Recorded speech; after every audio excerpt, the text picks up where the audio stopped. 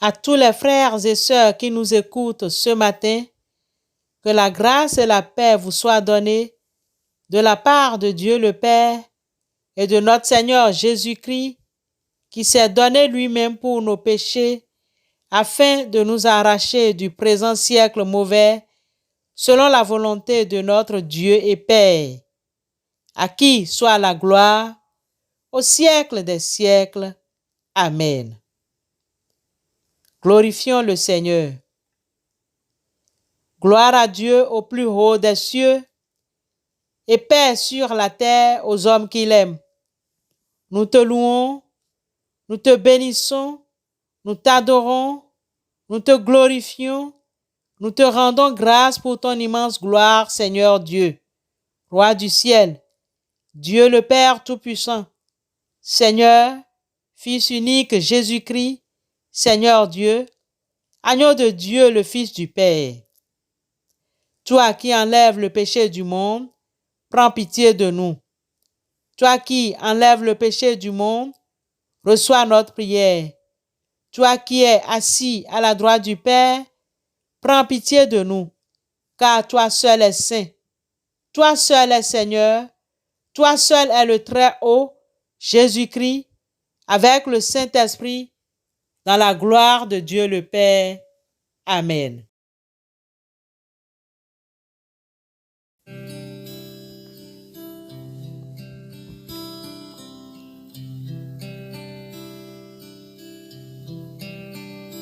J'écouterai ce que dit Dieu, car il est droit pour qui l'écoute.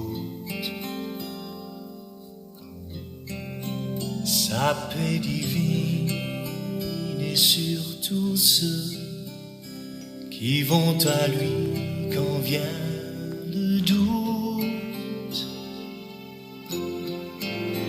Fidèlement le suivre, je veux marcher dans ses sentiers. Il est la main qui me délivre de la folie de mes projets. Ta bienveillance, ô Éternel, vaut mieux que tout ce que j'ai vu. Ma délivrance est sous ton aile, sur le rocher de ton salut. Ta bienveillance, ô Éternel, vaut mieux que tout ce que j'ai vu. Ma délivrance est sous ton aile, sur le rocher de ton salut.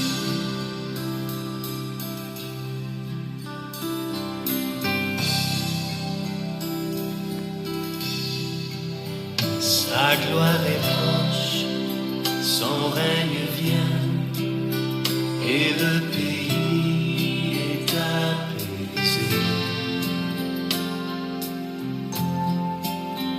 Lorsque la crainte est en chacun, lorsque son nom est exalté,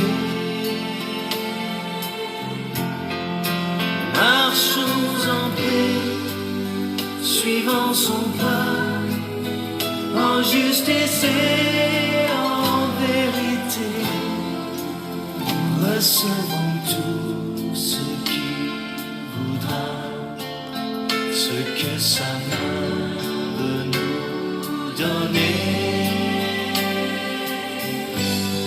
Ta bienveillance, ô Éternel, vaut mieux que tout ce que j'ai vu. Ma délivrance est sous ton aile, sur le rocher de ton salut. Ta bienveillance, ô Éternel, vaut mieux que tout ce que j'ai vu. Ma délivrance est sous ton aile, sur le rocher de ton sein. Bien-aimés, notre texte de méditation ce matin est tiré de l'évangile de Jésus-Christ selon Luc, chapitre 22, versets 24 à 27. Luc 22, 24 à 27. Il se leva aussi parmi les apôtres une contestation. Lequel d'entre eux devait être estimé le plus grand?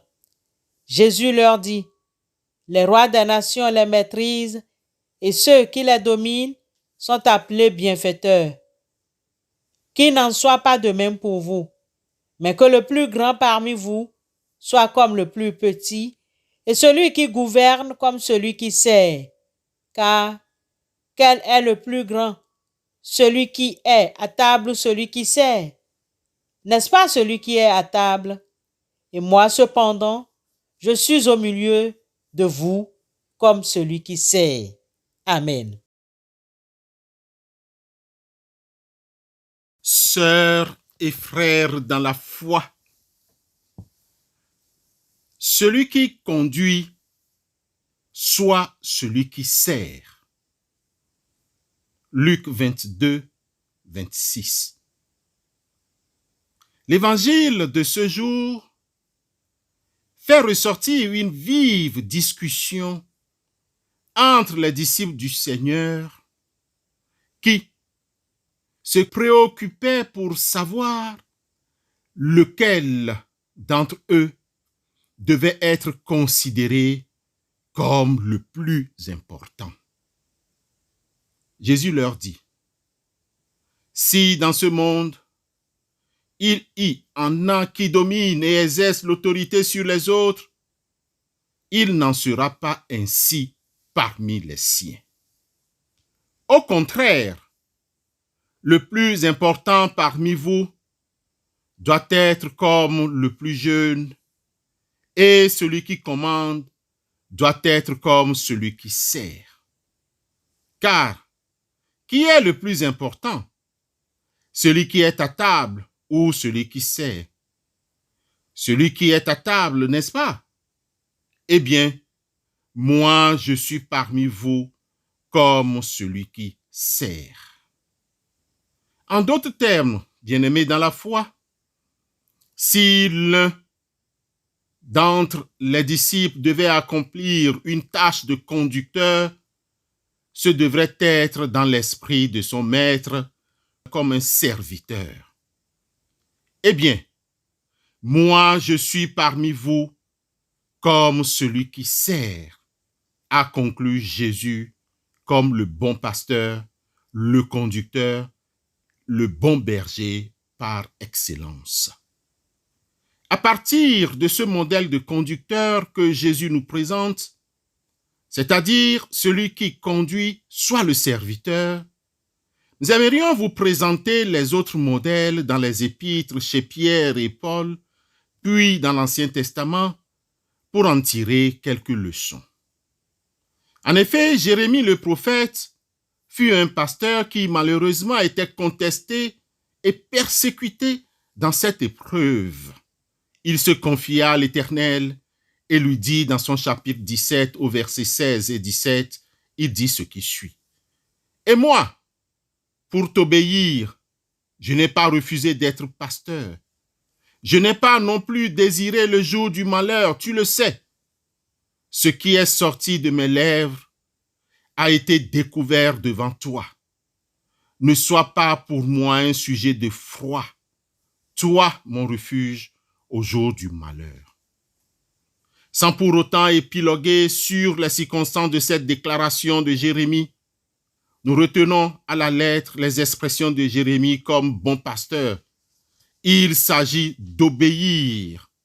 Je ne t'ai pas refusé d'être pasteur. Ici, Jérémie obéit. Il suivait l'Éternel et son désir n'est pas que les hommes et les femmes le suivent, mais que ces derniers s'attachent à Dieu, rien qu'à Dieu. Le conducteur, le pasteur doit avoir la direction de Dieu et les transmettre aux fidèles pour qu'ils suivent Dieu. Pierre, l'apôtre, dans sa lettre au chapitre 5, versets 1 à 4, exhorte les anciens à paître le troupeau de Dieu qui est avec eux et non au-dessus d'eux, non comme dominant sur des héritages, mais en étant le modèle du troupeau. Ils ont à se souvenir que ce n'est pas leur troupeau, mais celui de Dieu. Le troupeau de Dieu est non celui du pasteur. Le pasteur ne doit pas s'adresser au peuple de Dieu comme des chasses gardées. Il doit parler au peuple de Dieu comme un bon chef de famille dans sa maison. Car si quelqu'un ne sait pas conduire sa propre maison, comment prendra-t-il soin de l'assemblée de Dieu? Nous dit 1 Timothée 3, le verset 5. Notons que conduire signifie prendre soin d'eux. Veiller à, veiller sur les âmes, les servir, prier pour le peuple de Dieu, le troupeau de Dieu, car celui qui est à la tête, qu'il conduise soigneusement. Retenons ainsi 4 rôles du conducteur du peuple de Dieu, c'est-à-dire le pasteur. Il doit servir à gérer l'Église. Il est le surveillant, l'ancien, l'intendant, suivant les recommandations de 1 Timothée 3, 1. Le pasteur et les autres anciens sont chargés du bon fonctionnement et de la gestion de l'assemblée, des affaires de l'Église, ce qui inclut la gestion des finances aussi. 2. Servir à diriger l'Église selon la première épître de Paul à Timothée, chapitre 5, le verset 17. Diriger ici signifie la responsabilité de se mettre devant, conduire les autres, de prendre soin d'eux, ce qui implique le fait d'exercer la discipline de l'Église en reprenant ceux qui s'égarent loin de la foi. 3. Servir l'Église en prenant soin d'elle, selon 1 Pierre 5, le verset 3. Il est le berger secondaire, ayant pour responsabilité de nourrir le troupeau de Dieu par sa parole, la parole de Dieu, et les conduire sur la bonne voie. Si vous êtes dans une communauté où on ne prêche pas Christ et sa parole, il faut se poser des questions et réfléchir. Et enfin, 4. Servir à préserver la doctrine de l'Église selon la lettre à Tite au chapitre 1, le verset 9. L'enseignement de la parole de Dieu doit être confié à des personnes fidèles pour qu'à leur tour, elles enseignent à d'autres, nous conseille Paul à Timothée dans sa 2e lettre au chapitre 2, le verset 2. L'évangile de Christ Jésus doit être enseigné avec intégrité et c'est l'affaire du pasteur, des anciens et des responsables. Bien-aimés dans la foi, que celui qui conduit soit comme celui qui sert. Amen. À demain pour la suite.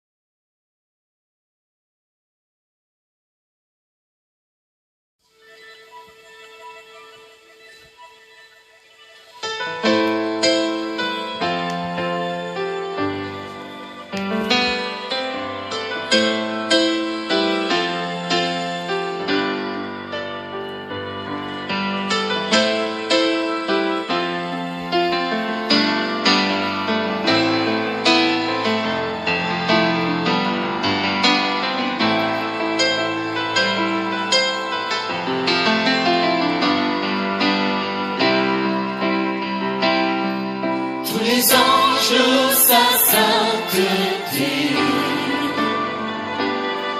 L'univers crie sa majesté. Chantons gloire et puissance, force et louange à l'agneau immolé. À l'agneau immolé. Tous les anges louent sa sainteté. L'univers crie sa majesté. Chantons gloire et puissance, force et louange à l'agneau immolé. À l'agneau immolé. Les ténèbres ont reculé devant l'œuvre de la croix, devant l'agneau immolé et le sang versé pour moi. Tous les anges louent sa sainteté. L'univers crie sa majesté. Chantons gloire et puissance, force et louange à l'agneau immolé. À l'agneau immolé. De la vie qu'il a donnée à la vie qui brûle en moi, tant d'amour et à jamais ma reconnaissance pour moi. Prions l'Éternel. Nous te louons, Dieu, Éternel des armées. Accepte nos reconnaissances pour le Saint-Esprit que tu nous donnes. Dieu, tu es si bon avec nous, et quand tu as donné ton Fils unique pour nous sauver, tu nous as montré un exemple d'obéissance et d'humilité. Merci de nous avoir appris comment le Maître devait d'abord se rendre serviteur. Au lieu de chercher à tracer notre propre voie, aide-nous à rechercher la tienne qui est la meilleure. Nous aimerions te servir en servant les autres. Change nos cœurs et aide-nous à aimer réellement les autres. Façonne-nous en quelqu'un qui considère les autres comme meilleurs que nous-mêmes. Visite les malades pour une prompte guérison. Assiste les veufs et veuves. Envoie-nous auprès des autres pour les servir, car en les servant, nous te servons. Merci Seigneur pour ta grâce. Merci pour ta direction. Merci pour ton assistance. Merci pour ton amour. Merci pour ton service. Au nom de Jésus-Christ. Amen. Reçois de moi le parfum qui t'est dû, la beauté de ton nom, oh, mon âme est perdue. Je veux n'être qu'à toi, Jésus, je t'aime. Reçois du peu que je trouve à donner, tout l'amour que mes yeux n'ont pas su te montrer. Je veux n'être qu'à toi, Jésus, je t'aime. Rien n'est plus beau que ton nom, rien n'est plus saint que le sang du pardon. Je veux n'être qu'à toi, Jésus, mon voir. Je ne veux rien que vouloir te louer, adorer ton saint nom et ta fidélité. Je veux n'être qu'à toi. Jésus, je t'aime. Je veux porter et laver à ta croix les pensées de mon cœur dans le cœur de tes voix. Je veux n'être qu'à toi. Jésus, je t'aime.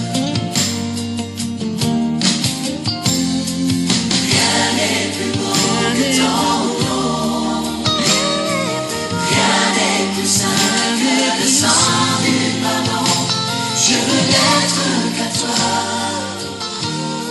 Jésus. Recevons la bénédiction de la part du Seigneur. Que la main vivante et pure, que la main du Fils unique, la main qui enlève tous les maux, qui donne force et fermeté à tout ce qui est saint, s'étende sur vous tous. Que tous les corps soient bénis en vue de la pureté, que toutes les âmes soient bénies et s'ouvrent à la connaissance de ton évangile. Que nous soyons tous bénis, Seigneur, par ton Fils Jésus-Christ. Amen. Hosanna, Hosanna.